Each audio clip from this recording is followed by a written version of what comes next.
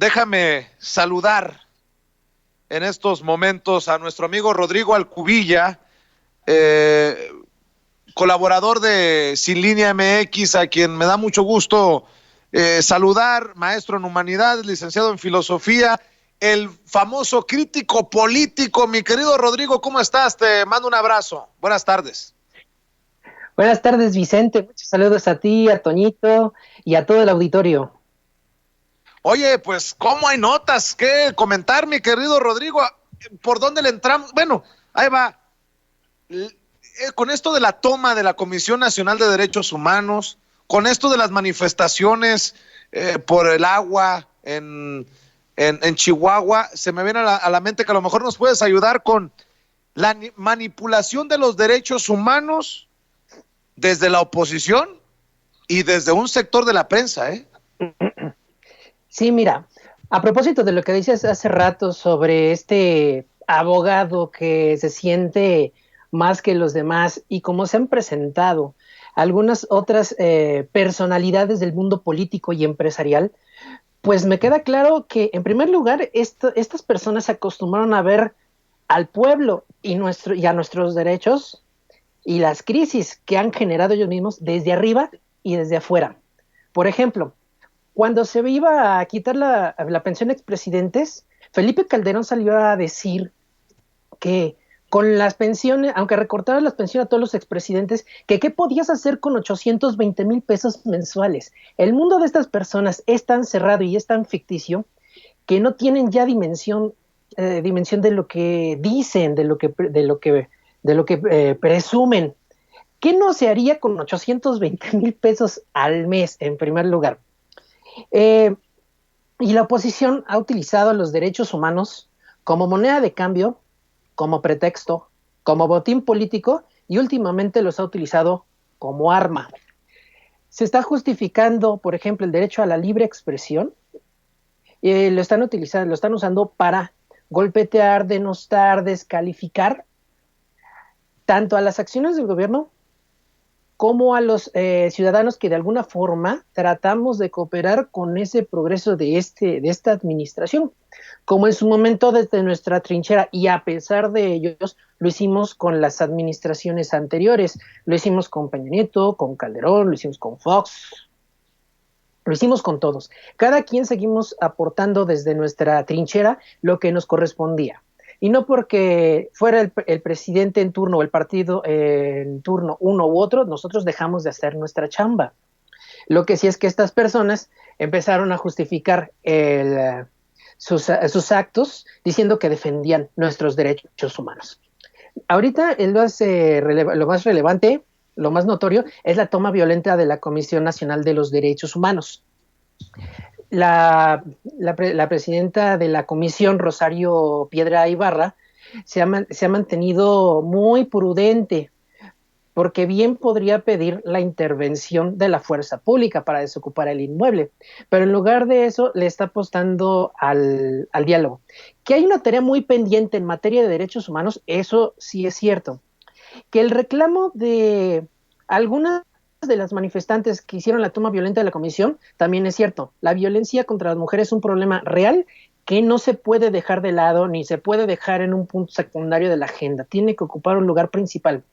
El enorme problema es que, y para nadie es un secreto, desde la oposición y muy particularmente desde el PAN, se infiltran estas movilizaciones y se violentan, invisibilizando así el verdadero problema, el de la violencia contra las mujeres.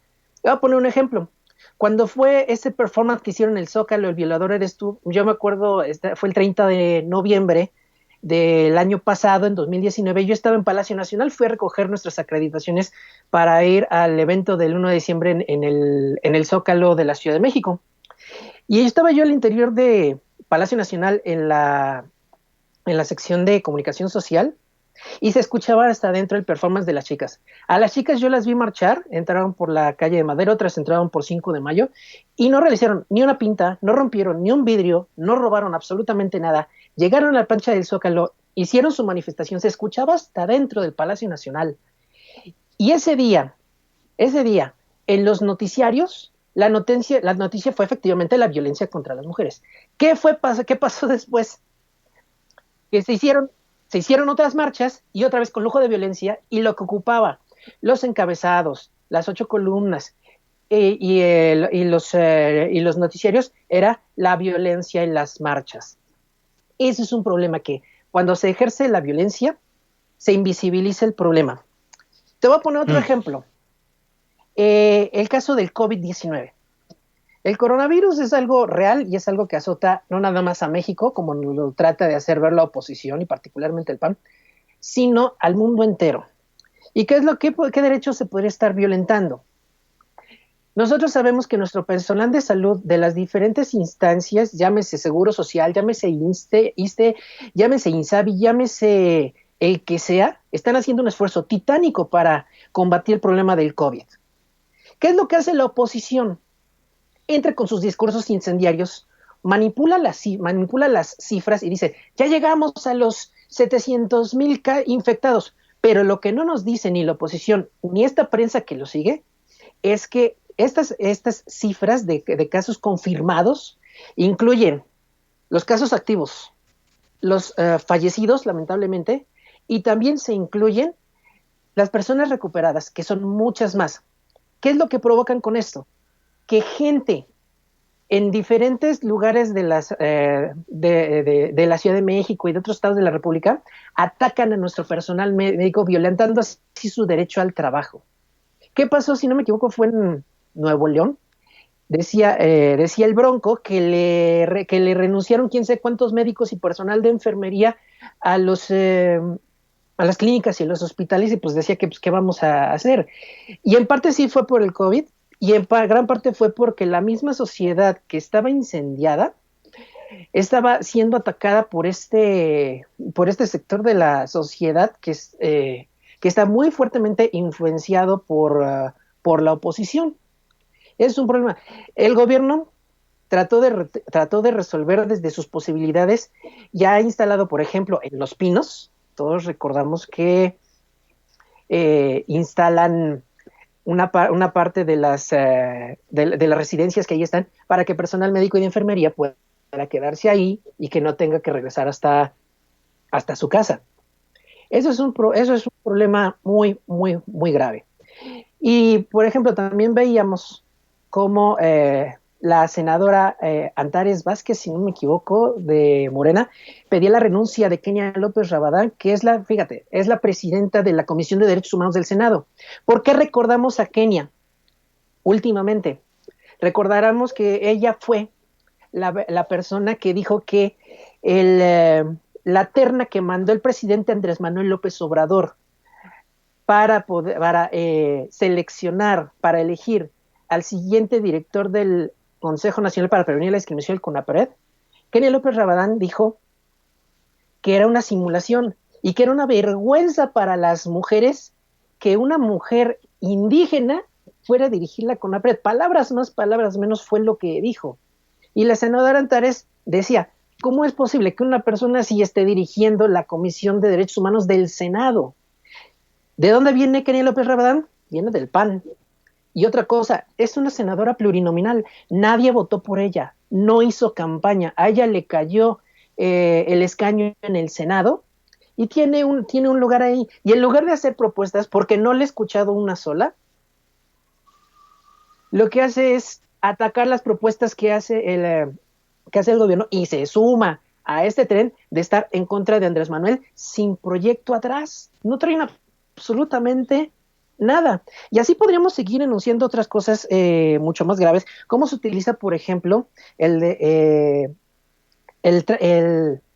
tema tan delicado de los niños enfermos de cáncer para poder atacar a la actual administración diciendo que hay falta de medicamentos? Y paralelamente tuvimos en Chihuahua, encabezado por Javier Corral, también panista, que les cacharon una bodega donde estaban reteniendo los medicamentos que mandaba la federación al Estado. Y entonces el Estado entraba con la gente y le decía, pues es que no tenemos medicamentos, pero la federación sí los mandaba. Y recordamos como, por ejemplo, tanto el presidente como el subsecretario de Promoción y Prevención de la Salud, que ahorita es el vocero del COVID-19, Hugo López-Gatell, salía a decir, Pues los medicamentos sí se están mandando, los medicamentos sí se están enviando. Entonces tratamos de saber dónde está el problema, y entonces podemos ver que la oposición tiene puros intereses económicos, intereses políticos, está hambrienta por recuperar el poder, y en lugar de hacer propuestas, los tenemos yendo a los noticieros pedorros, por ejemplo, con Carlos Loret de Mola, con Ciro Gómez Leiva, con Joaquín López Dóriga, los tienes contratando a disque asesores, que nada más en puras pendejadas, y perdón que lo diga así, pero sí me encabrona, como el tumbaburros Luis Alberto Rosas. Y yo me pregunto, ¿qué va a pasar el día que Dios no lo quiera, ocurra una desgracia? Ahí vamos a tener al tumbaburros culpando al gobierno de Andrés Manuel porque no hizo, porque no proveyó, porque no compuso y no asumiendo su responsabilidad. La oposición es muy necesaria, es muy, muy necesaria, pero como lo escribí en la columna en Sin Línea MX, hacia el final de la última columna de Al Rojo Vivo que escribí, puse, México sí necesita una oposición, pero no como la que existe hoy, porque no tiene un proyecto que beneficie a los ciudadanos. Y la única idea que traen bien fija, que es la de estar en contra de Andrés Manuel, simplemente Sí. no nos sirve, es inútil y es completamente irrisoria. Órale, pues ahí está la dura forma de cerrar esta colaboración, y te agradezco mucho que nos acompañes, y yo quisiera que antes de que te vayas invites a las personas para que te apoyen en tus esfuerzos independientes y apoyen los esfuerzos que están haciendo los amigos de Sin Línea MX en diferentes plataformas, Rodrigo. Sí, como no, Vicente, en Sin Línea MX nos encuentran como Sin Línea MX en todas las redes. En Twitter tuvimos que hacer un cambio, ahora somos Sin Línea-MX, repito, Sin Línea-MX, así nos pueden encontrar en la cuenta de Twitter.